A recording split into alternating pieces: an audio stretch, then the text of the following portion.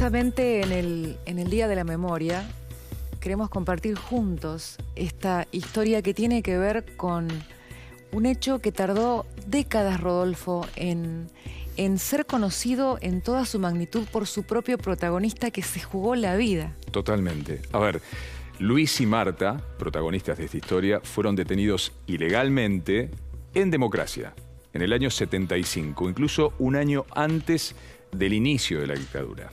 Y fíjate, Marta estaba embarazada ese año, en 1975, y la ejecutaron luego de tener a su bebé. Luis siguió detenido hasta el regreso de la democracia y hoy sabemos, nos enteramos, que fue un héroe. Decirlo ya impacta. Le escribió en su condición de detenido, vas a ver cómo, una carta al Papa Juan Pablo II, que llegó a sus manos de una manera increíble. Y Luis recién lo supo, que esa carta había llegado a destino 44 años después. Una carta desesperada en este trabajo de nuestro compañero Rodolfo Barilli.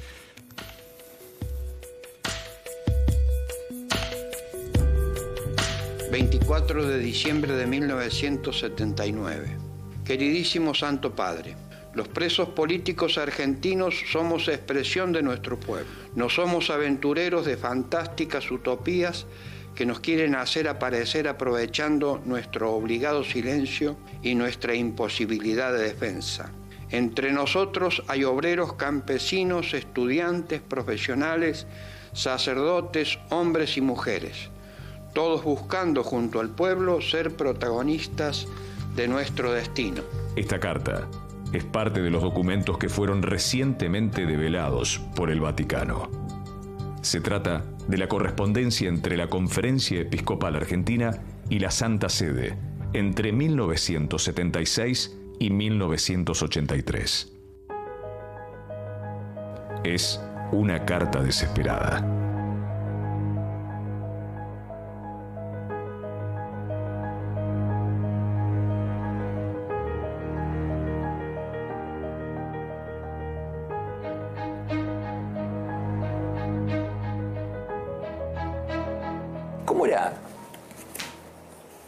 ¿Cómo era este pibe? Este Luis, el del seminario. Y era un pibe que pensaba que iba a ser cura. ¿Te acordás de quiénes eran los pibes? Sí, estos son los compañeros con los que yo me recibí en el seminario menor, o sea, todos los 8 años de estudios humanistas. En ese entonces, tu vida y tu sueño era ser sacerdote. Sí, seguir sí. ese camino. Pasé al seminario mayor, estudié toda la filosofía y un año de la teología. Y bueno, allí en el 60 y pasé, en el 69, en el 70, hubo una experiencia de seminaristas viviendo en barrios con 4 o 5 curas en distintas parroquias. Y en ese momento y en ese contexto, te cruzás con Marta Juana González. Ella era maestra en una escuela donde yo iba a dar charlas de formación ciudadana. ¿Te enamoraste? Sí, claro. Wow. ¿Y cómo fue ese momento? Mirás arriba y le decís, no te voy a defraudar, pero me enamoré. Hubo una tensión, hubo un tiempo también de conversación con el cura, con los otros muchachos.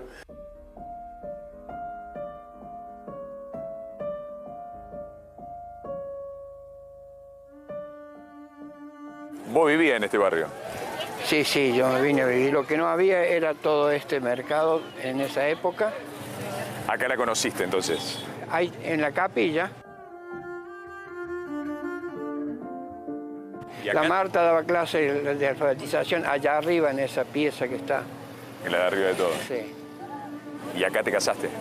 Y acá me casé en el baldío que está allá.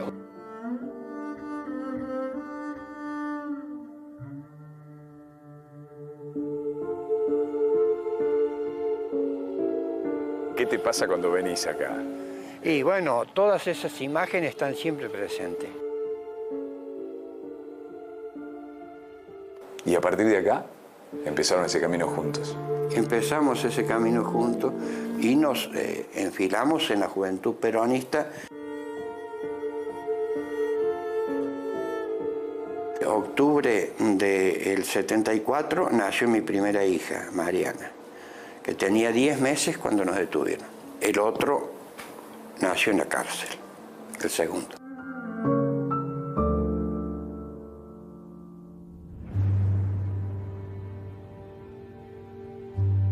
¿Quién y cómo los detiene? No hubo orden de allanamiento, nada. Yo pregunté, bueno, mi casa tenía una puertita, una ventanita así. Yo abrí la ventanita, metieron un arma ahí. Yo pedí. ¿Te golpearon? ¿Gritaron tu nombre? ¿Qué hora era? 2:30 de la mañana, más o menos. Acá vivías. Acá vivía en esta casa, está como era entonces. Ellos eran como 10 o 12 los que estaban acá. Digo, ¿y quién dice que son las policías? Porque no había ningún uniformado. Y uno de atrás sacó un carnet que yo ni vi. Y bueno, allí nos encapucharon inmediatamente a los dos. Y mientras tanto dieron vuelta todo. ¿Va? Y después nos metieron en 2 autos distintos. A mi mujer le permitieron sacar a nuestra hija, Mariana, y que la dejara en los vecinos del frente. ¿Tu mujer embarazada? Sí. ¿Y tu beba, 10 meses? Sí. ¿La salvás dejándola acá? Claro, dejándola ahí. Y bueno, y después nos metieron en el piso del auto.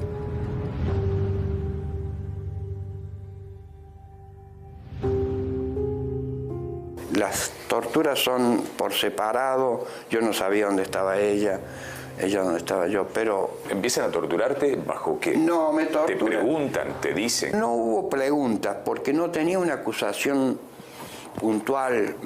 Hiciste tal hecho. No hubo nunca una acusación puntual.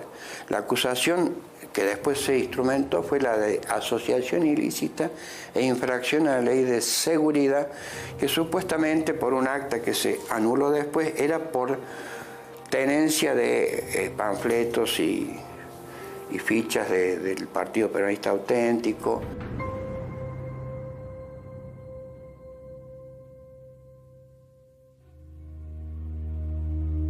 En la cárcel estuve unos 11 días en una celda oscura, incomunicado, porque yo no había declarado nunca, no me habían interrogado, así que ni me habían marcado los dedos, nada. Llegaste y te empezaron a pegar. Claro.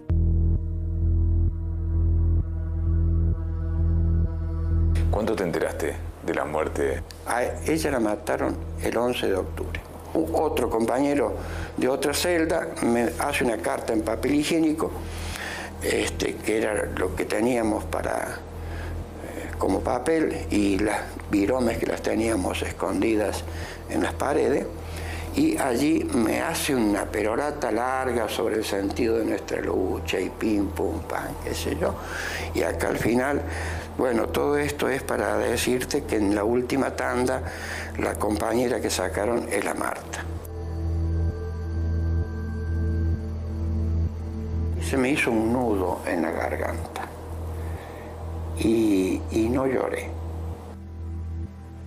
No pude llorar.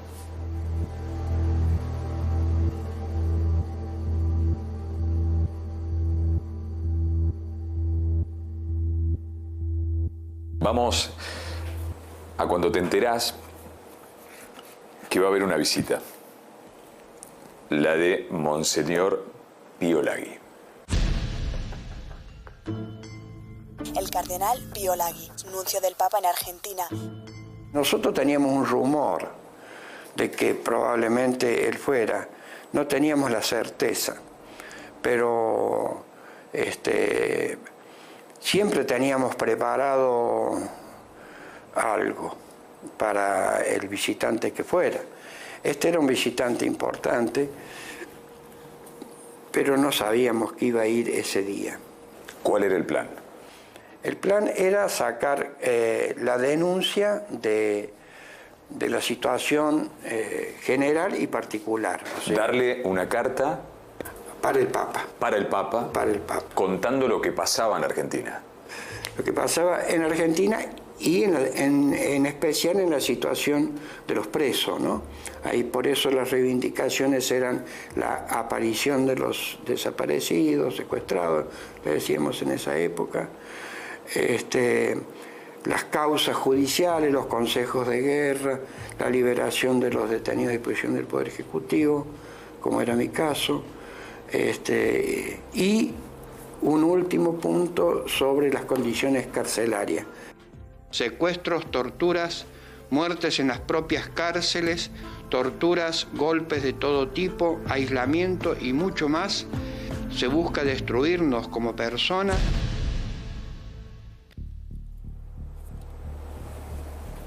Esto es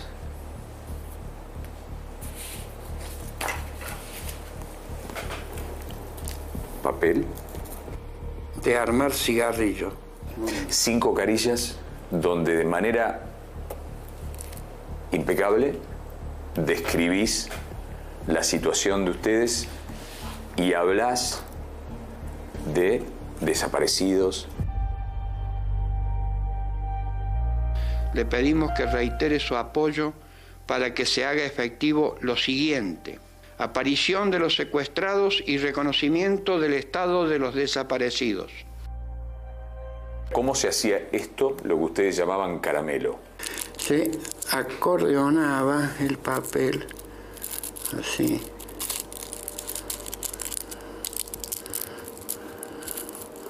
Y después, así, mira. Más o menos, ¿no? Sí, sí, sí. Con esto le hacemos un primer envoltorio, porque después había que ponerlo en cualquier orificio del cuerpo. Se implementó la nariz. Y ahora lo que más para hacer el caramelo, sellarlo. Sellarlo. Viene el obispo. Saludo. Y pasa al lado tuyo. Pasa por tu celda. Pasa volviendo. Entonces yo digo, monseñor, sí, dice, y se acerca. Y se acerca. Y por el pasaplato, yo le tiendo la mano y él me da la mano.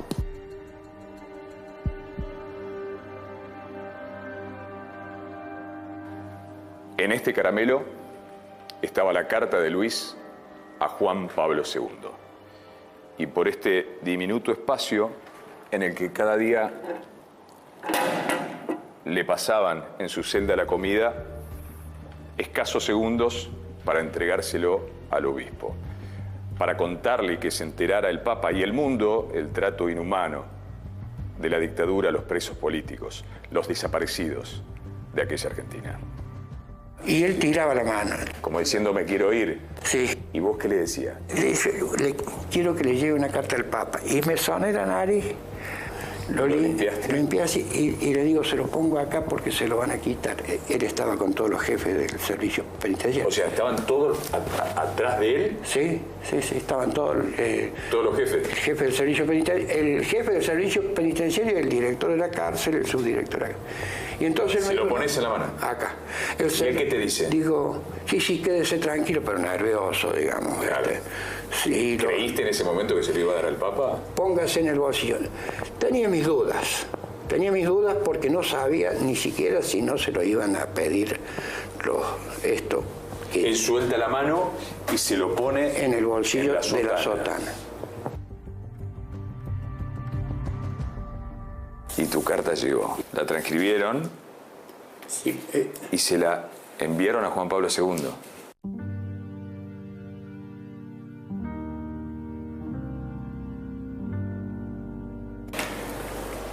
¿Realmente creíste que Pío Laghi le iba a dar, estos ya son documentos de la Iglesia, ya está en el Vaticano, ¿realmente pensaste que le iba a dar la carta, se le iba a mandar al Papa?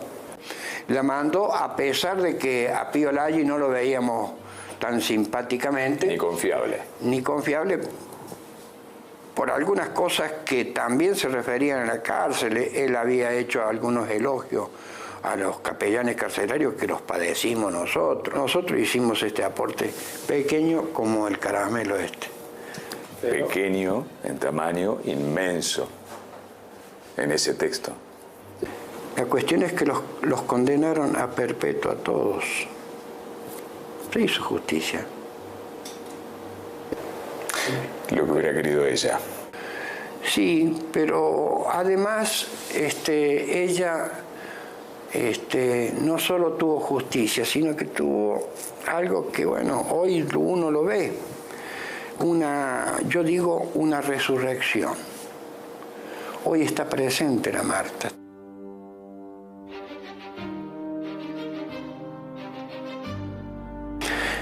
Hay una escuela, hay un barrio, hay una biblioteca, unos murales enormes en el hospital de Villa El Libertador que han hecho unos artistas populares allá.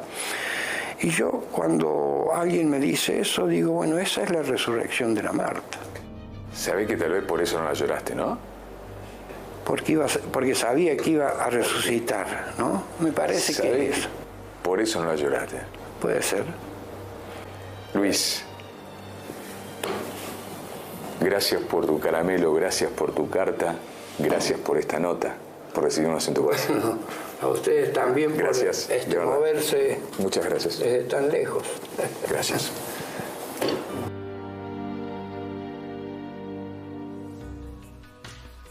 Qué hallazgo, Rodolfo. Luis es un héroe. Luis es un héroe. Nos permitió, rehizo la carta. Luis, esto es una carta. Qué impresionante. La guardaban en la boca primero y los militares se dieron cuenta, entonces les hacían abrir la boca. Entonces optaron por ponérsela en la nariz. Luis la tuvo varios días, hasta ese instante. Cómo le decían y cómo se enteraba Juan Pablo II que había desaparecidos.